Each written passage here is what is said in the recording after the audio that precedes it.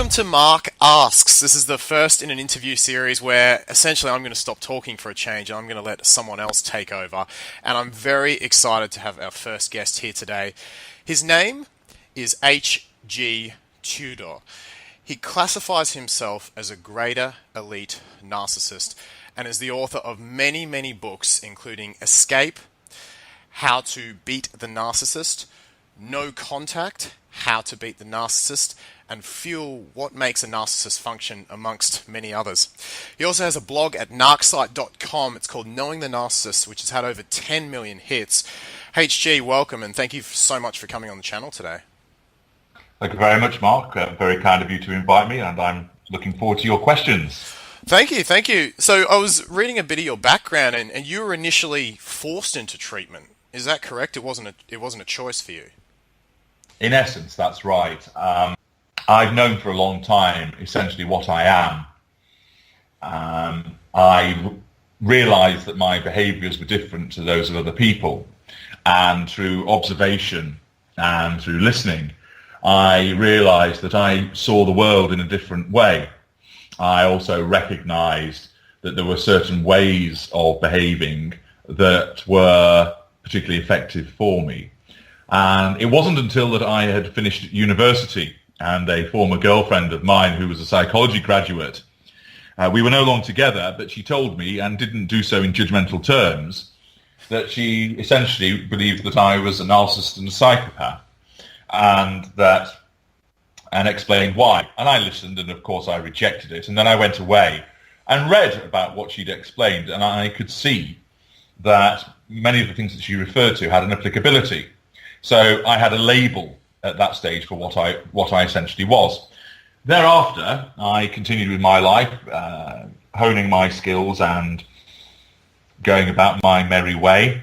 And as I became older, certain members of my family decided that it was time for me to see, as they determined, the error of my ways. And they wanted me to go into some form of treatment. And the way that was put to me was that if I didn't do it, my inheritance, which is substantial, would be withheld, and that I would be subject to certain criminal and regulatory investigations arising out of my behaviour. Now, the investigations in themselves are predicated on lies, and there is nothing for me to be concerned about in that respect. However, the time involved in such an investigation and the prying that goes with it is unwelcome. And therefore, I saw that as a consequence of ensuring I gained my inheritance and also avoiding the time constraints and unwanted prying of the investigations, I agreed that I would embark in this course of treatment. I was also somewhat intrigued because I saw it as a challenge to engage with the good doctors, as I call them, and to also learn more about myself, because it was an opportunity to talk about myself. And of course, naturally, I'm going to avail myself of such an opportunity. So I was forced, in inverted commas, if you like. There was a choice, but it wasn't necessarily an attractive one. Okay, and so one question I had from subscribers is, this hasn't really been a treatment for you. It hasn't changed you. It's more made you aware. Is that correct? That's correct. The fact is that with the vast majority of narcissists, and as you'll know from my work, I categorize them into lesser, mid-range, and greater, and we can revisit that later. The bulk of narcissists are lesser and mid-range, which essentially means they don't know what they are, and they'll never know what they are. Greaters know what we do and understand what we are, but will still deny it for the purposes of manipulation. You cannot, despite what anybody suggests, you cannot cure narcissism, despite what anybody thinks about it. Wow, okay? That's an important line, I think, there. Yeah, anybody that says that you can is either lying or is mistaken, and here's why. If you envisage think of a burglar trying to get into a home, and he tries to get in through the window or the door, and the sensors are alerted and the alarm goes off.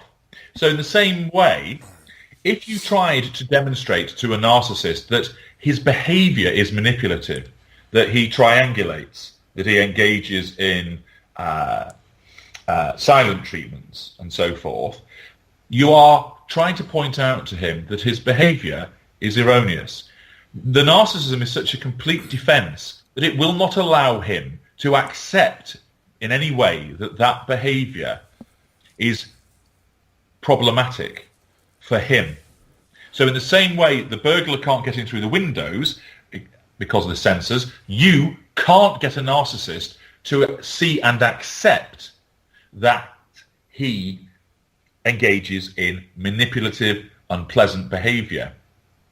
Certain narcissists will recognize that their behavior is frowned on, but they do not accept there's anything wrong with it because the narcissism will not allow them to accept that. And I'll expand on that later. So they're aware their behaviours... Sorry, just continuing with the analogy, however, is that if you then, coming back to the point about curing narcissism, so if that burglar decides, I can't get in because the sensors keep going off, I know, I'll wrench the burglar alarm off the wall. Well, the burglar alarm's tamper-proof, so it'll set off. So if you try to attack the narcissism head-on by either saying to a narcissist, you are a narcissist and here's why, or trying to do something to kill, if you will, in inverted commas, the narcissism, it is designed to reject it. It will not allow you in to treat it. You can't. It is so all-encompassing. It is such an ultimate defense mechanism. It's so ingrained that you can't gain a foothold. And anybody that thinks that the narcissist is making progress, that's just part of the manipulation. And so with most narcissists, they would reject going to treatment because they don't see that there's anything wrong. Some narcissists will go to treatment because it furthers their purpose. So a mid-range narcissist who's obsessed with looking like the decent person that he thinks he is will go along with it in order to dupe the victim and say, well, I went along to the therapy and the therapist said there's nothing wrong with me, which might be true because the therapist doesn't diagnose, or the narcissist lies and the victim has no way of knowing the truth of it. Or indeed, what often happens is the narcissist charms the therapist, and then the narcissist comes back to the victim and says, the therapist says there's nothing wrong with me, you're the problem. I've kept up my side of the bargain, you now need to go and get some help. And of course, the victim, plagued with doubt, will go and do that. With a greater narcissist, we know what we are, but we might engage in such treatment in inverted commas purely as an opportunity to become aware. Putting a greater narcissist into therapy is making us more dangerous. Wow. Okay, so that's such a brilliant explanation. Wow, and it was amazing the way you're saying they actually use it and even charm, I imagine, the rather empathic, often therapists to get them on their side as well. Well, that's right, because the difficulty is with narcissism, because it presents in different ways. You have your overtly aggressive individual. You'll have one who is aggressive, but in a charming, go-getting, thrusting, achieving manner. And then you'll have others who are passive-aggressive, who play the victim, think they're the one that's being picked on, and they actually think that the true victim is the abuser. And the reason that the narcissist thinks that is that because the true victim is not doing what he wants. So from his perspective, he thinks the true victim is the troublemaker. Right. Many people fail to understand this, and this is a very fundamental point. Yep. Many victims think that narcissists sit in a hollowed-out volcano like a Bond villain, going, blah, ha, ha, how can I ruin this empath's life this week? They don't. The majority of narcissists, being lesser and mid-range, operate through instinct. But when you look at it through the lens of the victim, you think it's calculated, because you think that he must deliberately have thought what he's going to do next. No, it's instinctive, but because it's from a different perspective, it is natural and instinctive to the narcissist. Greater narcissists, we do plan, we do calculate, but I still have instinctive behaviours. But lesser and mid-range, they all have instinctive behaviours as well. But I've gained a greater awareness of who I am. I've seen, to some extent, the idea of being pro-social, whereby I was encouraged to slow down even my knee-jerk responses to see, is there a second or third way that I can achieve my aim without basically being malign towards somebody. And I'll accept that I have utilised that in instances. So I haven't changed, nor will I change, but there has been a slight modification of my behaviour. I know a huge amount about myself. I had an awareness already, and that's been layered with what the good doctors have explained to me as well, which has then enabled me to distill and provide this information to all of my readers.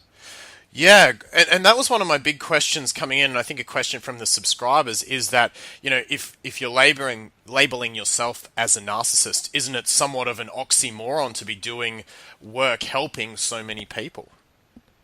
Well, you've got to look at it and decide why. I often get asked this question, why are you helping people? Surely that, as you say, is an oxymoron. It flies in the face of what a narcissist is. But is it? Is it? Because what do I do? I provide people with information that assists them. And what do they do in response to that? They are extremely grateful. And I get a little dollop of fuel. Now, I don't do it for the fuel because my fuel needs are met in my private life. But it entertains me to weaponize empaths. Because there are so many misunderstandings about narcissists, and there are so many gaps in the knowledge that people who purport to be experts in it and who are not. Yeah. And consequently, who better than a wrongdoer to show you that you're doing wrong? And I create this legacy. I have a global reach, as you indicated. I've now had over 10 million hits, sold thousands of books. I've done thousands of consultations. I've answered tens of thousands of questions for people. And I do it because, one, I know what I'm talking about and I like to talk about it. I do gain some fuel from it, but that's not the primary reason that I do it. I do it because I'm creating a legacy, and I'm doing it because it enables me to be the notable expert in narcissism, because I want to be the number one resource for it. Now, if I happen to help somebody because I'm achieving my aims, it's a win-win, isn't it? So think many narcissists. Let's take, for example, Steve Jobs. He was a narcissist, no doubt about it. But what did he do? He created technology that most of us use every single day. And people would say that their lives are largely better for the provision of these products. So he did it because he wanted to be the best. He wanted to create. He wanted to achieve something that was notable and create a legacy, similar to what I want to do. Many narcissists do great things. Many politicians are narcissists, pop stars, artists, writers. Because of that drive, I accept there are many of our kind who are complete out-and-out losers and scumbags who, in a way, should be taken out the back and shot because they add nothing to the sum total of the human condition. And I know there are many victims who will say that their experience of a narcissist is that they're utter awful people. And yes, I agree, because we can be. But there are those of our kind, because of our need for validation, because of our need to succeed, because of the fact that we're not held back by remorse or guilt or worrying about people's feelings. That equips us to be the achievers. And it all depends on your point of view. If, for the sake of hurting a handful of people, joy is brought to hundreds of thousands of people through the provision of information, a utilitarian argument is to say, well, so be it. That collateral consequence is one that should be suffered. Because it's the greatest good for the greatest number of people. And so the fact that I assist people is not oxymoronic ultimately, because I only do it because it serves my purposes. I am not altruistic. Narcissists are not. We only do it because it benefits us in some way. And we only ever do any good act because it benefits us. So take, for example, I'm walking along and I see an old lady fall down in the street. Mm-hmm. But I've got to be somewhere. I have no emotional empathy. I have cognitive empathy. I know how to appear empathic. She falls down. I work out, because I don't feel it, I work out she's fallen down. She must be hurt. The expression on her face tells me she's hurt. That must mean she needs some help. Do I help her? Well, if I'm busy and that's going to hold me up, no. I walk past her. Indeed, I would step over her. But if I thought, well, I'm walking with my girlfriend and she'll think that I'm a wonderful man. If I help this lady and pretend to care, then I'll help her. I don't do it because I feel that she should be helped. I do it because I see a benefit, that she will respond favourably to me and give me fuel. My girlfriend will respond favourably to me and give me fuel, that I can use the story of how I was so heroic and help the old lady in the street at the dinner party that I'm going to, where everybody goes, oh, well done, HG, what a great guy you are. And I sit back looking smug and nod to myself as I hold my glass of Finlandia and say, yes, I am, and drink up all of that fuel. We only do it because it benefits us. Got it. That makes a lot of sense. That makes a lot of sense. Shall we? I wanted to ask questions. You talked about the greater, the lesser, and the mid-range, and myths about narcissism. Do you want to explain these a little more for the audience? And what are the myths about narcissism? Certainly. I categorize narcissists into three, as you say, lesser, mid-range, and greater, and then there are subdivisions between those, so lower lesser, middle lesser, upper lesser, and so on and so forth. Got it. Your lesser narcissist is essentially somebody who is out and out aggressive, has a low control threshold on his ignited fury. So when he's wounded, or she is wounded, fury is ignited and you get a response. And that response is usually physical violence, sexual violence, smashing up property, verbal violence. The lesser has no insight into what he or she is. They tend to have a relatively low cognitive function. An upper lesser can be quite successful. So an upper lesser might be someone in his hometown, he has a few car lots, and he's financially successful. But he turns up at the golf club and he brags about the hole-in-one that he's got. And he doesn't notice that people roll their eyes or laugh at him behind his back. And the lesser basically is, you don't like the way I do things? Fuck you. You don't want to work for me anymore? Get the hell out of my company. They'll brawl with their friends in the bar. They have no real regard for a facade. Okay. Some of them are out-and-out losers. The sort of trailer trash, the wife-beating, alcoholic. These are the people that are often described as having anger management issues. They're not. They're narcissists who have ignited fury. So that's your first group. Then you have your mid-rangers. These are passive-aggressive on the whole, and they are obsessed with the facade. They are obsessed with being seen to be a good person. They often think they're empaths, and they think they're good and helpful people, and they can't understand why people don't do what they want to do. They can't understand why people try to say that they're manipulative. They operate with what's known as cold fury. So your lesser, what I described there, was heated fury. So when the mid-range narcissist is wounded, he or she operates with cold fury. So that means silent treatments, sulking, cold shouldering, walking out, all that kind of thing. Right. Yep. They are office politician that gossips about people. They're the person who goes, oh, I didn't think Trevor really deserved that promotion. What do you think? They dole out the pity plays. And they will try and get other people to do their dirty work because they're basically cowards. Okay. They have a higher level of cognitive function. They have a greater ability to control their ignited fury than a lesser. They do not know what they are, nor will they know what they are. They do recognize that their behavior is viewed by society as an aberration. And that's why, with the lesser, he will quite readily start a fight in a bar and not give two hoots about it. The mid-ranger wouldn't do that. His wife might wound him whilst out at dinner, but he doesn't say anything there and then because he doesn't want everybody else in the dinner party to view him in a bad way. Right. So what he does is he waits and he does it behind closed doors. And he tears a strip off her back home, or he doesn't talk to her for 2 days. And so the mid-range narcissist is always at pains to think that they are helpful and kind. But what they do is they are generally seen, perhaps by a number of people, as being a good egg. But there are a small number of people who find themselves on the receiving end of some very unpleasant and passive-aggressive behaviour. And what the mid-ranger does is, for example, the lesser, if he's having an affair, he will just go around and have that affair, and he doesn't really care if his spouse finds out because he does what he wants whenever he wants with whomsoever he chooses because of his sense of entitlement. Okay. Well, the mid-ranger operates that way, but he has enough cognitive function to think to himself, society deems infidelity as a bad thing. I'm not a bad person, so I'll hide it. So they are surreptitious about their affairs. So they scurry around. They also may appear to apologise for their behaviour, but they will never accept their to blame. The lesser will just go, what are you crying for? I've not done anything wrong. The mid-ranger will go, I know it upsets you when I don't talk to you for a week, but if you didn't keep nagging me, I wouldn't have to have time out. And so it's not an apology. There's the blame shifting. Yeah. Now, so the bulk of the narcissists are lesser and mid-range, and I say there are subtleties and subdivisions between them all, but I won't go into those because it's too detailed at this juncture. With the greater narcissist, greaters are aware of what they are.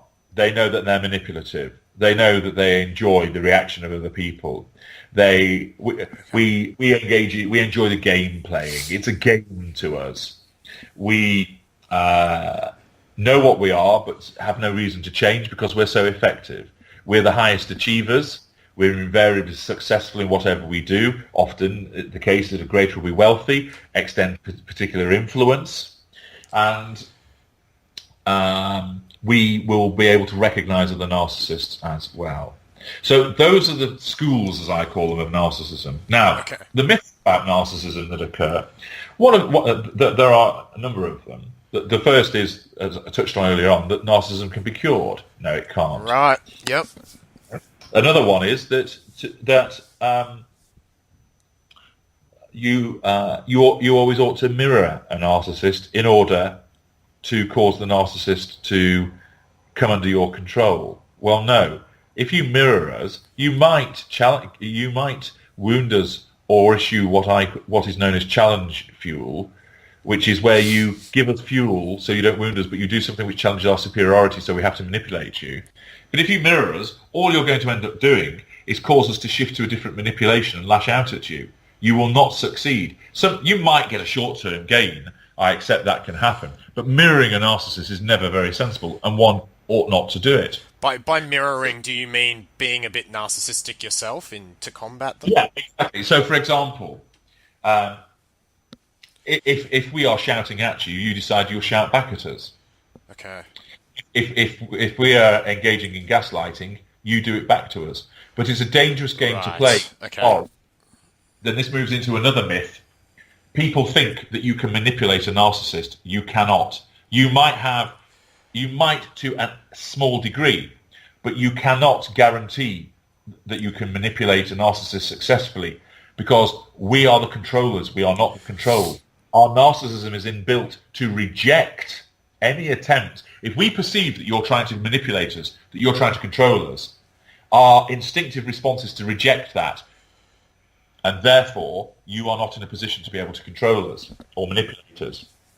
If we recognize that you're manipulating us, we will shift to a different manipulation. We will increase the malign nature of our manipulations against you will become more intense.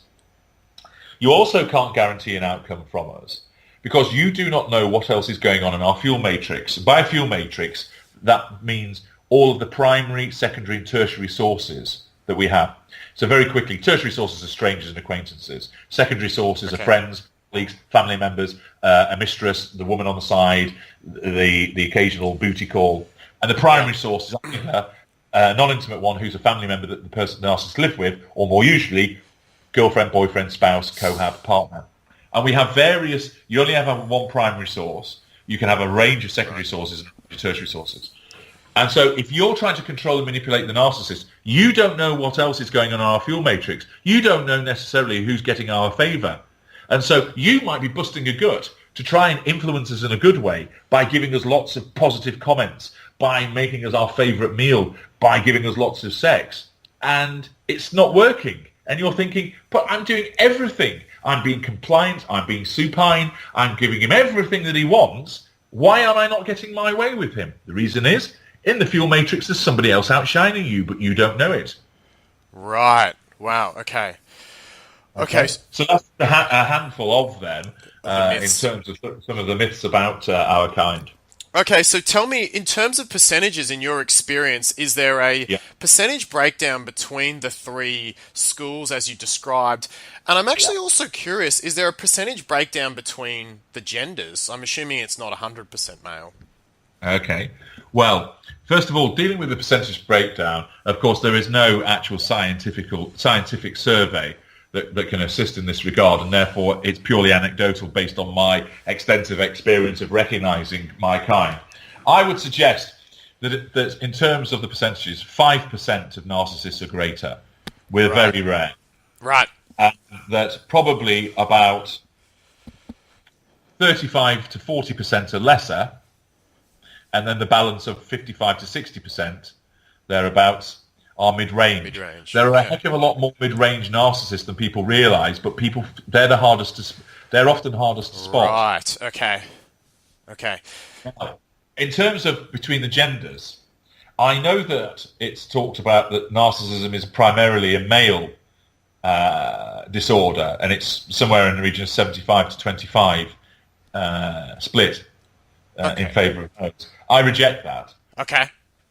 Based anecdotally, I think it's close to 50-50. Right.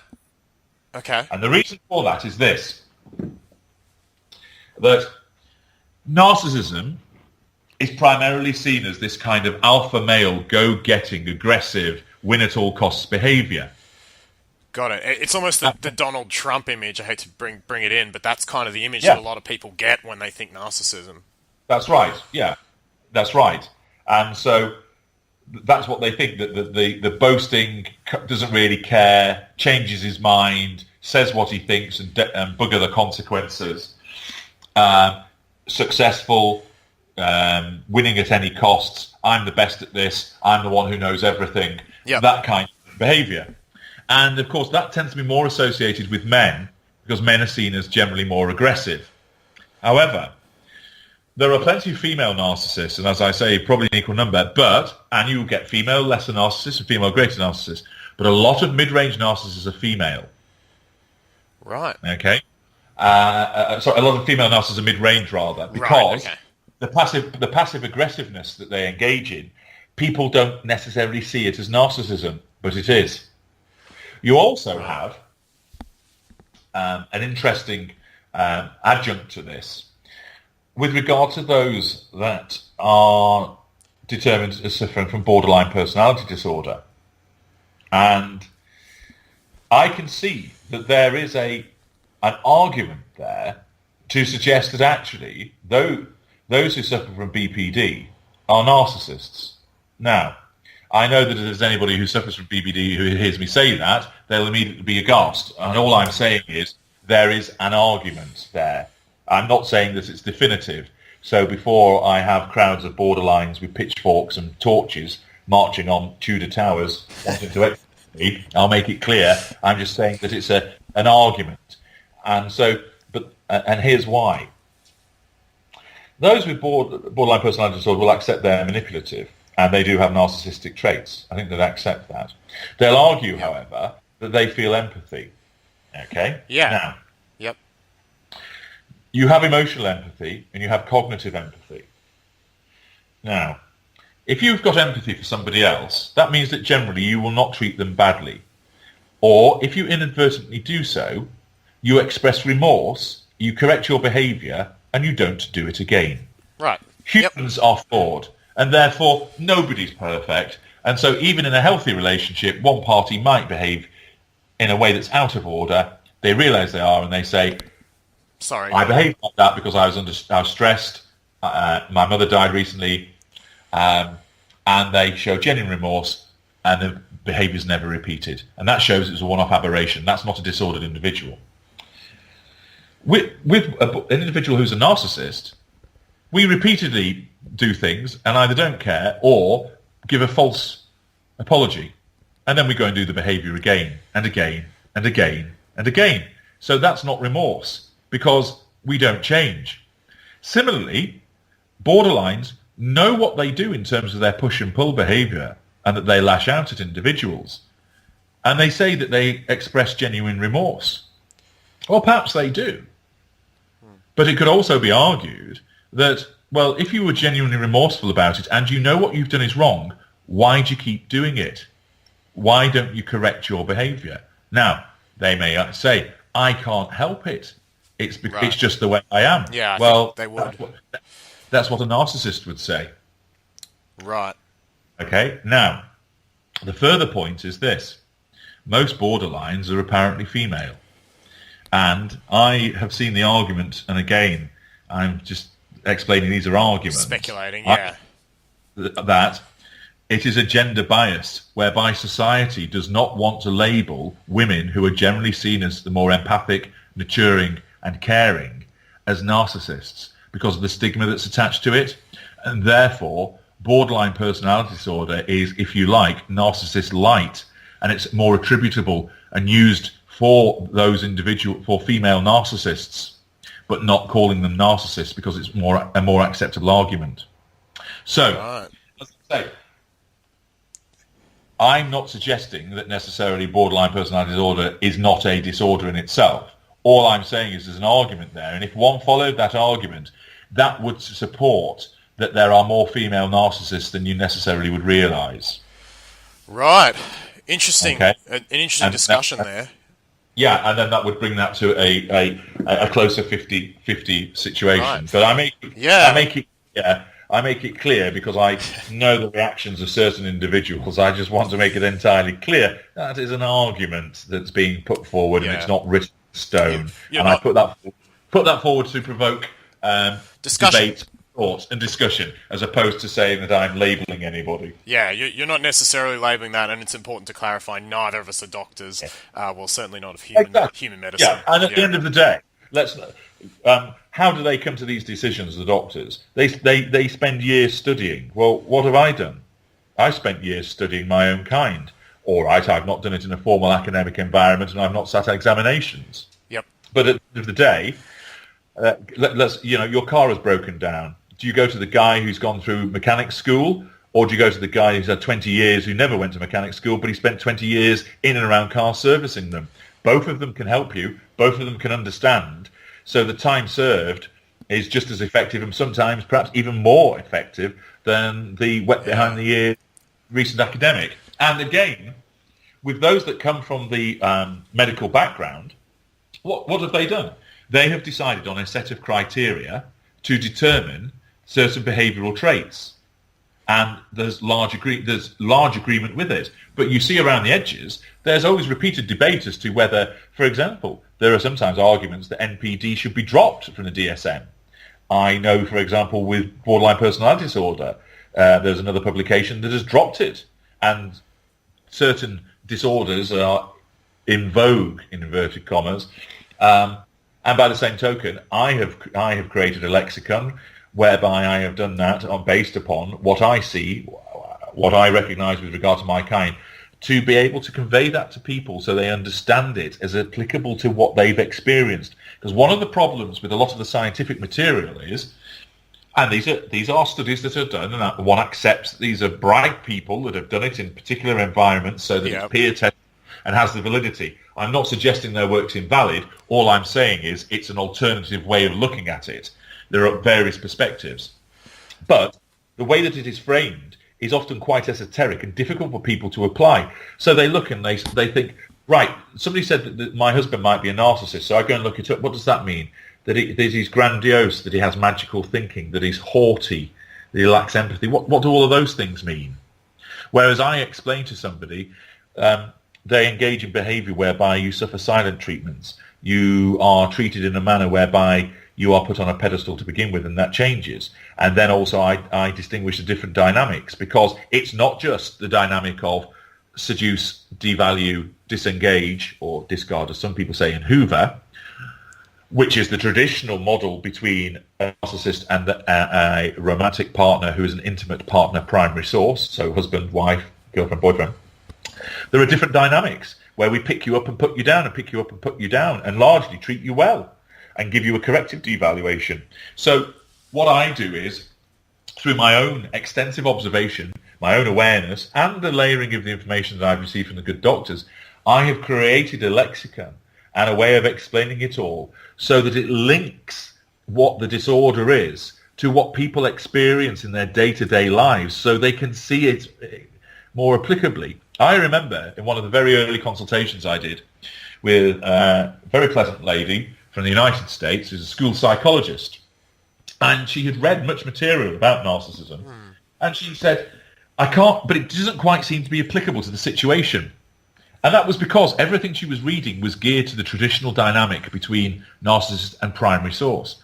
And I said to her, what your situation is, you are an intimate partner, secondary source of a shelf variety, meaning you're the girl on the side that he picks up and he puts down. He largely treats well, occasionally gives you the silent treatment. And I went through it all, and she said, at last, it makes perfect sense. Now, everything she'd been reading didn't tell her that she was with a narcissist, because it didn't understand the rest of the dynamics. Right.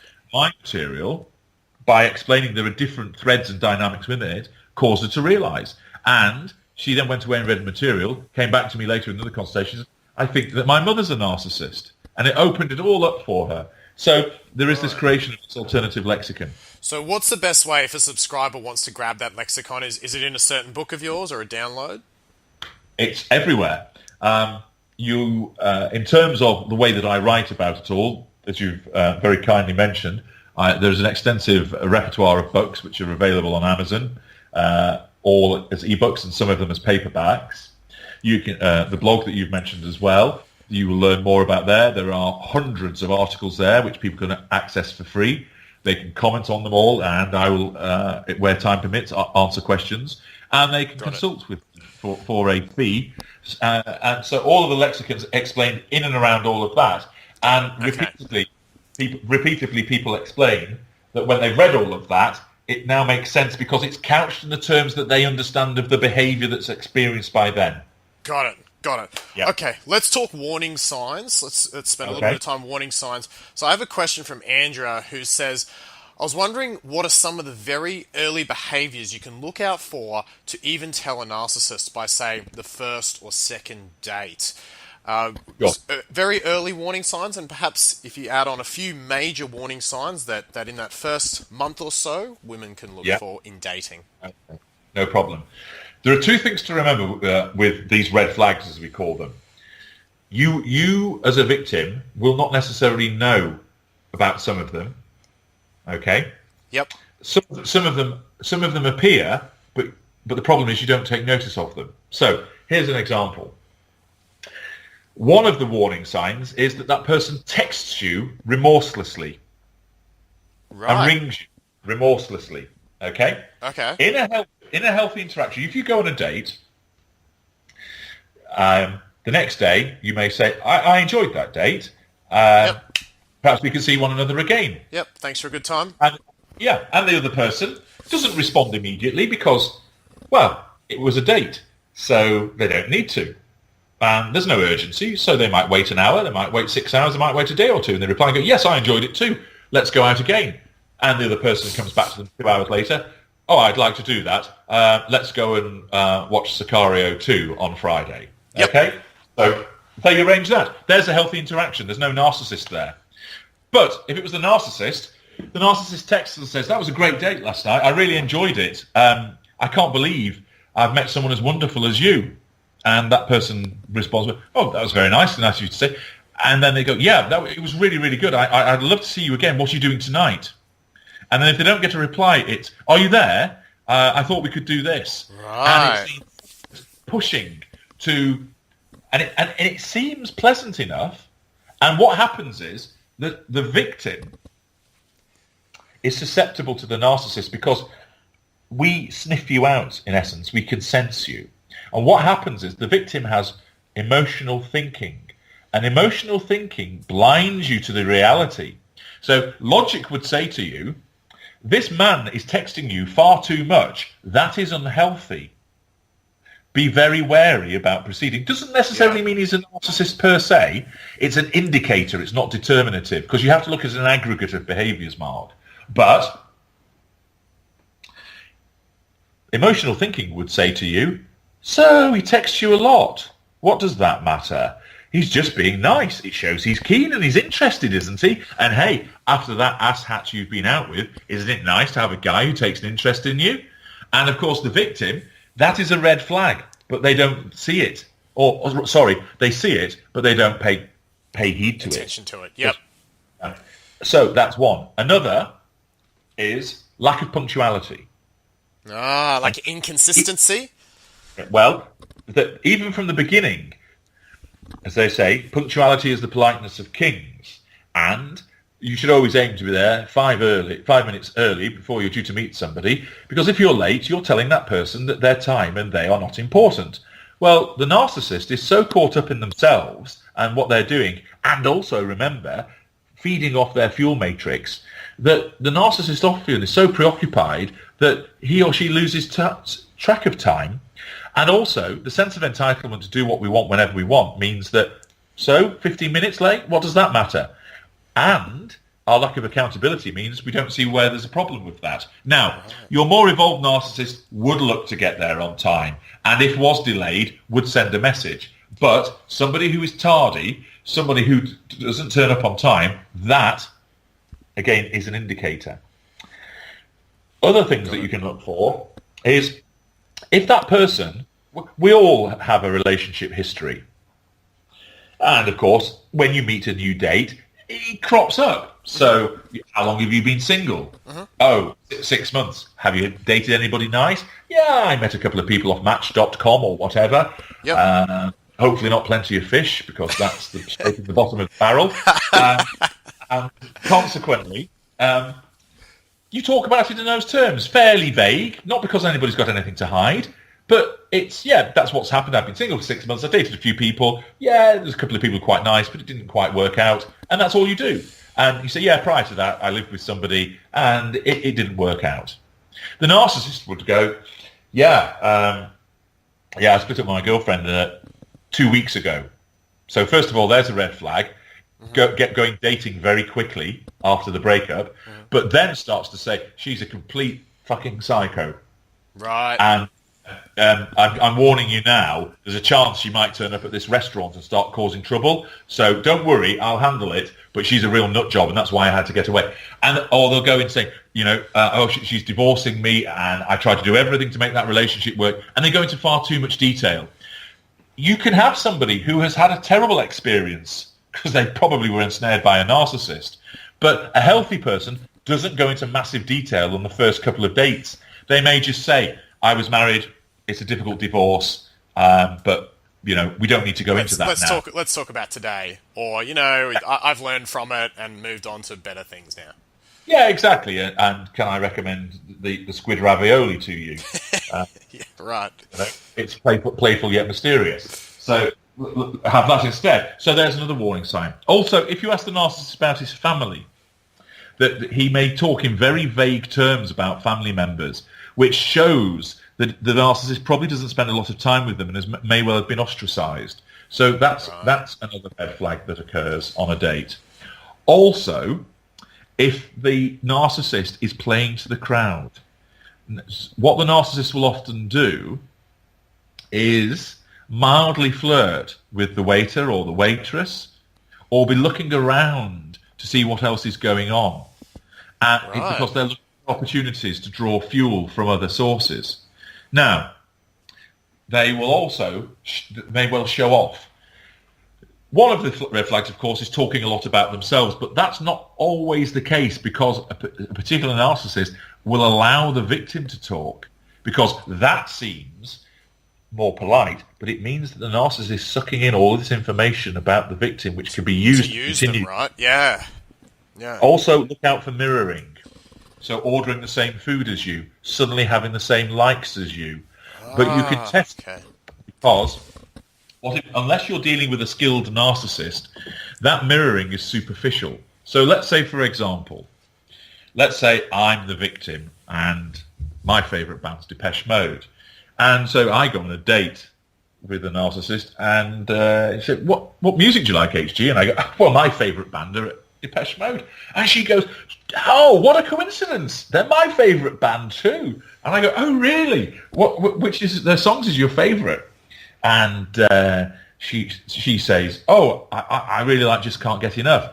I remember dancing around to that and then I go, you were 4 years old when that was in the charts. So there's an inconsistency. Right, okay. Or then you say, what's the favourite album? What's the favourite album? And they can't name one. Or have you seen them live? Yeah, I saw them on the tour. Oh, when was that? Last year. They didn't tour last year. So some narcissists are skilled And with some polite yet forensic questioning, you don't have to get all interrogative. Yeah, it's just backing up what you say. Yeah. A skilled narcissist, of course, will have learned more about the subject, or be skillful enough to mask that superficiality by steering the conversation onto something else. For instance, would go, yeah, I really Enjoy the Silence, but which are your favourite Depeche Mode songs?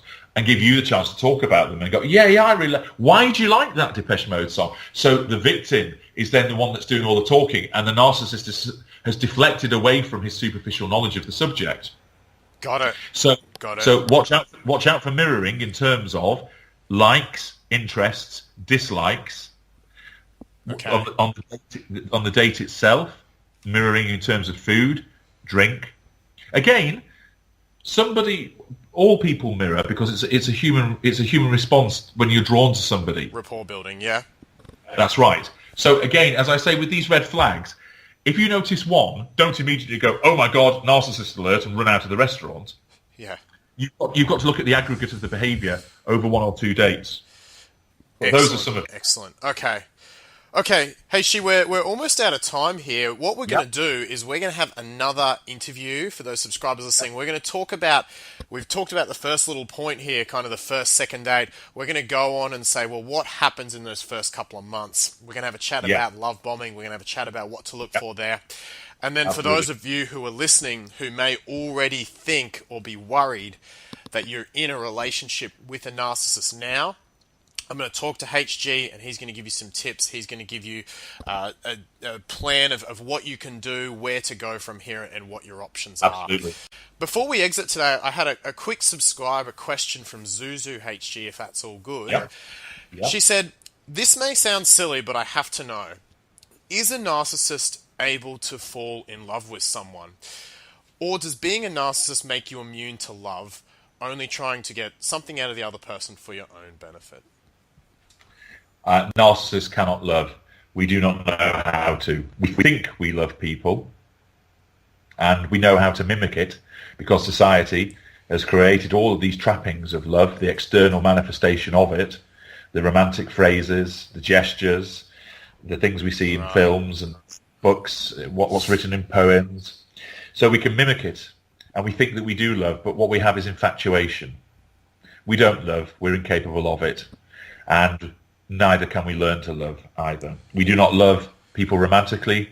We do not love our family. We do not love our children. We do not love our friends. We are incapable of love. Wow. Powerful words, HG. And I think two of the big things, you cannot cure it, and you heard what HG just said. Narcissism cannot love. So we'll wrap it there for today. HG, I just want to say a huge thank you for coming in and having a chat today. We will have the second interview with HG. We're going to go much further into the dating relationship side there. I just feel like we've just scratched the surface today. HG, if someone wants to get a little bit more material from you, there's your website, narcsite.com. They can find the blog. Right. Is there you've got so many books, I just looked at them and went, where does one start here? What would you recommend as a good starting book to get to know your content? If you want to start to grow, if you suspect that you have been ensnared by a narcissist, you should start with Manipulated and the Devil's Toolkit, because that describes the behaviors that we engage in. And if you start to recognize all of those behaviors, then it's highly likely that you're ensnared by a narcissist. And then the next stage is, what do you do about it? And my books, Escape, Fuel, Fury, Exorcism, No Contact, are, if you like, books which will give you understanding and also give you the inside track to help yourself understand and get away and achieve that freedom. And I offer consultations which are for a fee, whereby people can engage with me one-on-one through an audio consultation. They are hugely popular. I get some fantastic emails from people thanking me after them, along the lines of basically, I'd be dead were it not for what I learned from you in a consultation, that type of thing. So it's powerful stuff. And I do that so it's bespoke to people's situations, because it's a mass, as we know, Mark, from what we just scraped the surface this evening, that it's an expansive subject. And not only is there a huge amount that one can talk about in romantic relationships, but familial ones, the interaction with the narcissist and children, in the workplace, amongst friends. So there's all those different spheres, and then from the seduction, the methods of devaluation, how you deal with it, how you control your emotional thinking to get away from it, what you need to do to ensure that you get away, how to deal with hoovering, and so much. There's a massive amount of material. Yeah. And so when people have specific problems, they can come to me and I will address it for them. And because I'm objective and dispassionate, and to be blunt, I don't care. I don't blow smoke up your backside. I give you the answers and I'm straight talking. I'm not there to hold your hand. I'm not there to heal you. Other people do that. But what I will guarantee you is you read my work or you consult with me and I will get you away from your narcissist and I'll ensure you stay away from your narcissist, because my professional pride is such that I want people to win in that regard. If they win, I win. It goes back to why I do what I do. There you go. If you want the honest truth, you can head to HG's website and book in a one-on-one consult with him there. HG, thank you very much for coming on the channel. If you have been listening or you have a question for HG, leave it in the comments section below. Love to hear your thoughts, comments on this video. As I say, I'll be doing more interviews in the future with HG because he provides such wonderful content. So leave your comment below, any questions below for him. Hit the big red subscribe button with the little bell. We're going to do more Mark Ask series. Let me know who you'd like me to interview as well. HG, thank you so much for coming in today. My pleasure. Thank you very much for having me. It's been a pleasure, and we'll see you guys soon.